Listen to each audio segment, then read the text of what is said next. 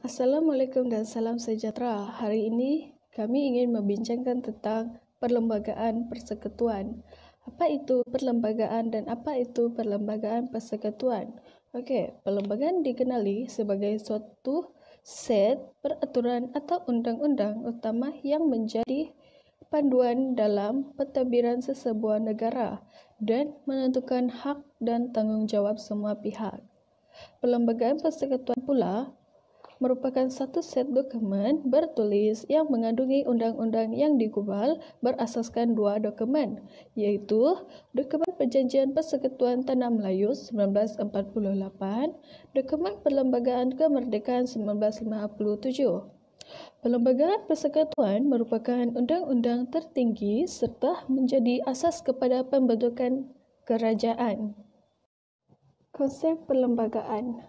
Perlembagaan Malaysia dinamakan sebagai Perlembagaan Persekutuan. Kandungan perlembagaan persekutuan merupakan suatu konsensus pemimpin pelbagai kaum. Ia merupakan suatu kontrak sosial yang perlu disedari oleh generasi masa kini bagi menjamin keutuhan negara. Perlembagaan persekutuan merupakan sumber undang-undang bertulis. Apakah konsep ketertinggian perlembagaan persekutuan? Perlembagaan merupakan suatu dokumen undang-undang tertinggi yang menjadi rujukan dalam sistem pemerintahan negara.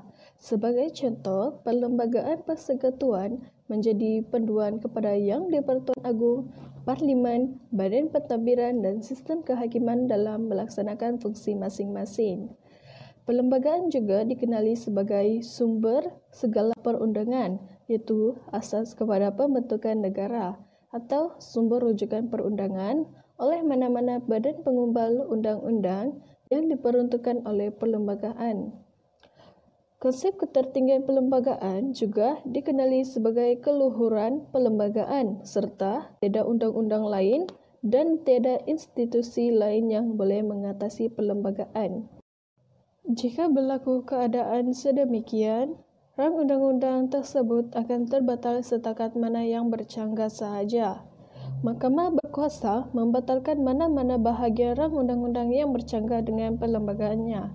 Antara rang undang-undang boleh terdiri daripada perkara yang berikut, iaitu Akta Parlimen, Enakmen Negeri, Ordinan Negeri iaitu Sabah dan Sarawak, perundangan kecil iaitu subsidiari. Seterusnya, pindaan perlembagaan.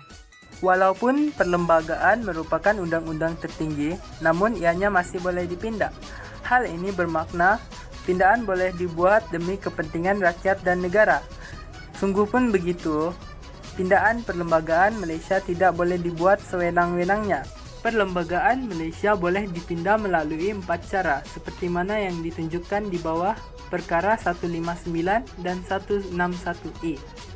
Yang pertama, pindaan mendapat pungutan suara majoriti mudah ahli hadir Majlis Parlimen. Yang kedua, pindaan mendapat pungutan suara majoriti 2/3 ahli Majlis Parlimen. Yang ketiga, pindaan mendapat pungutan suara majoriti 2/3 ahli Majlis Parlimen dan mendapat perkenan Majlis Raja-Raja. Manakala, perkara yang menyentuh Sabah dan Sarawak memerlukan pungutan suara majoriti 2/3 ahli Majlis Parlimen dan persetujuan Yang di-Pertuan Negeri. Pindaan perlembagaan juga boleh berlaku melalui Perkara 150 iaitu pengisytiharan darurat. Perlembagaan persekutuan juga mengandungi beberapa perkara yang tidak boleh dipersoalkan oleh mana-mana pihak, iaitu agama Islam sebagai agama persekutuan, kedudukan istimewa orang-orang Melayu dan orang-orang Bumiputera di Sabah dan Sarawak, kedudukan bahasa Melayu sebagai bahasa kebangsaan, kedudukan Raja-Raja Melayu, dan soal kerakyatan.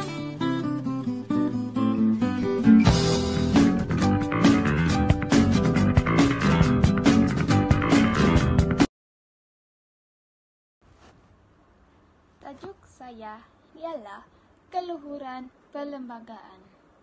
Okey.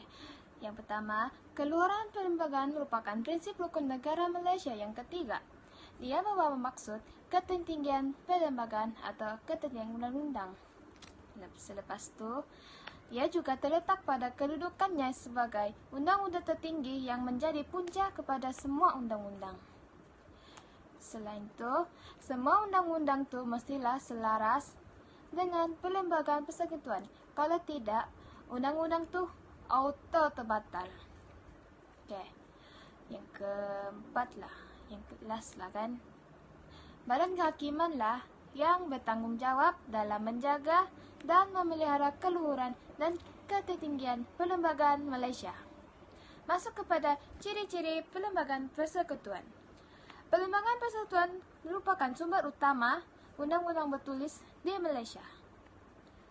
Perlembagaan bertulis adalah satu dokumen yang dibentuk dan disusun secara teratur dan sistematik melalui statut atau badan perundangan.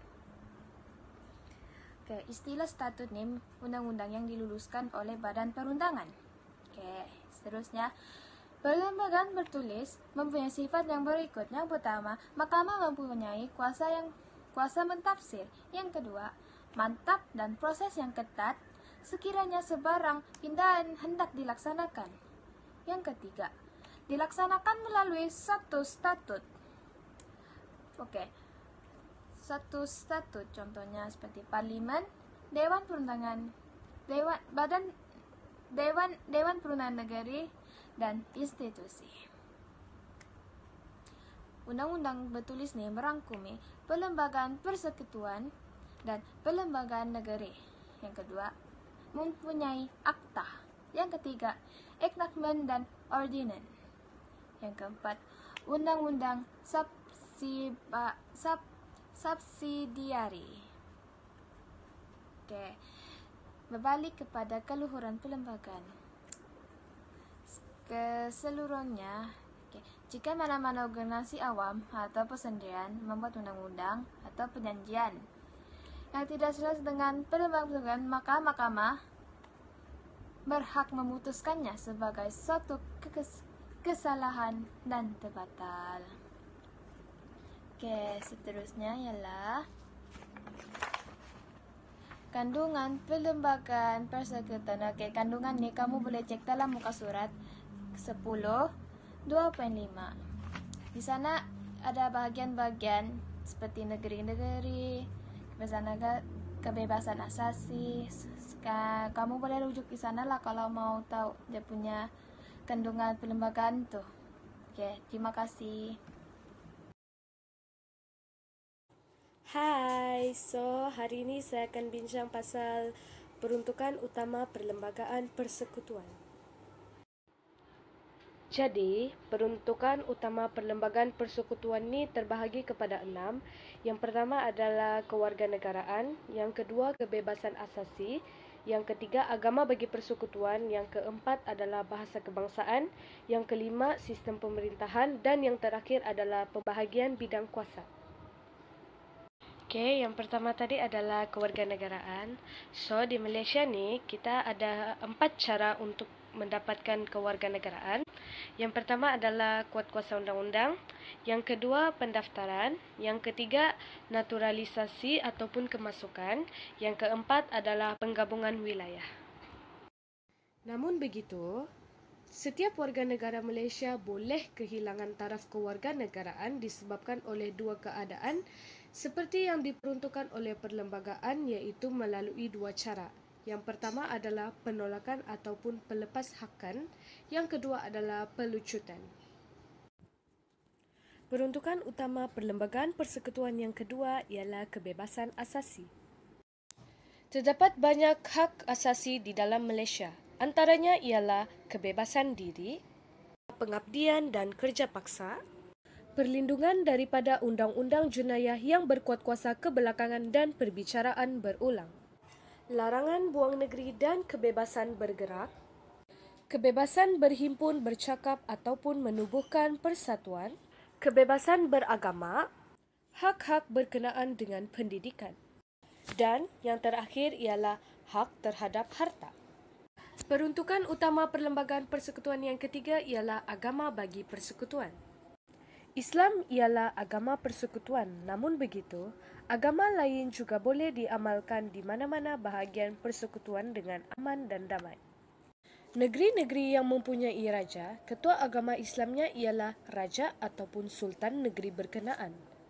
Manakala YDPA pula ialah ketua agama Islam bagi negeri Melaka, Pulau Pinang, Sabah dan Sarawak dan di wilayah-wilayah persekutuan Kuala Lumpur, Labuan dan Putrajaya. Peruntukan utama perlembagaan persekutuan yang seterusnya ialah bahasa kebangsaan. Seperti mana yang kita ketahui, bahasa kebangsaan di Malaysia ialah bahasa Melayu dan hendaklah dalam tulisan yang diperuntukkan melalui undang-undang oleh Parlimen. Peruntukan utama perlembagaan persekutuan seterusnya ialah sistem pemerintahan. Antara sistem pemerintahan yang diamalkan di Malaysia ialah kerajaan persekutuan, kerajaan negeri, perhubungan antara persekutuan dan negeri-negeri, peruntukan kewangan, pilihan raya dan kehakiman. Peruntukan utama perlembagaan persekutuan yang terakhir ialah pembahagian bidang kuasa. Perlembagaan telah menjelaskan pembahagian kuasa perundangan adalah antara kerajaan persekutuan dan kerajaan negeri. Pembahagian kuasa perundangan antara kerajaan persekutuan dan kerajaan negeri terbahagi kepada 3 di dalam jadual ke-9 perlembagaan persekutuan. Antaranya ialah senarai persekutuan, senarai negeri dan senarai bersama. Seterusnya, kepentingan perlembagaan. Perlembagaan memainkan peranan yang penting dalam negara kerana perlembagaan merupakan undang-undang yang mengandungi peraturan serta prinsip sebagai asas kepada pembentukan kerajaan. Perlembagaan juga merupakan panduan kepada kerajaan untuk melaksanakan kuasa dan mentadbir negara. Perlembagaan juga menjadi asas penting untuk menjamin kesinambungan pentadbiran dan kestabilan politik. Di samping itu, perlembagaan menjamin pentadbiran yang cekap, jujur, ikhlas, tulus dan adil. Selain itu, perlembagaan menjamin hak rakyat untuk hidup sebagai seorang warga negara secara aman dan harmoni. Sekian, terima kasih.